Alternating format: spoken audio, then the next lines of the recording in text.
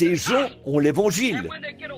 Et quand ils s'éloignent du message et de l'Évangile dont ils ont vu la démonstration, qu'ils s'en moquent, c'est qu'une espèce de doctrine prostituée les a pris dans son filet. Et quand certains pasteurs se tient la chair en pensant plus au dollar et à son gagne-pain qu'à l'âme des gens qu'il prêche, c'est vrai, c'est à cause de ça.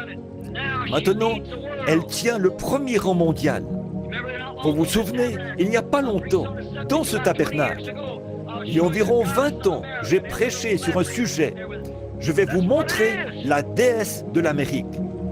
Et j'avais ici cette petite dévergondée, assise là avec ça. Voilà ce que c'est. Maintenant, ils obtiennent cela. Ils obtiennent ce qu'ils ont demandé. Et ils vont l'obtenir. C'est tout. Non, ils ne sont pas prêts à le croire. Non, monsieur. Ils vous font savoir qu'ils sont citoyens américains et qu'ils ont le droit de fonctionner comme ils l'entendent. J'aimerais bien. Laissez-moi vous dire. Je vais vous le dire maintenant. Non, monsieur, la politique ne marchera jamais. Non, monsieur, la démocratie ne marchera jamais. La démocratie est pourrie jusqu'à l'os. Si on pouvait l'utiliser parmi les chrétiens, ce serait bien. Mais quand vous la mettez là, dans le monde, elle ne devient plus que des voiles sans encre. C'est exact. Regardez un peu aujourd'hui. N'importe quoi peut arriver. Et n'importe quoi, quelques combines politiques, elles s'en tirent en toute impunité.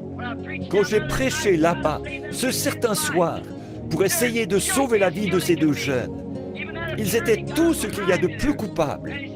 Même cet avocat s'est levé là après moi et il a dit, c'est vrai, il a dit, je ne crois pas qu'on puisse enlever la vie aux gens. Il a dit, si vous regardez les casiers judiciaires, qui est-ce qu'on condamne à mort sur la chaise électrique et ces choses?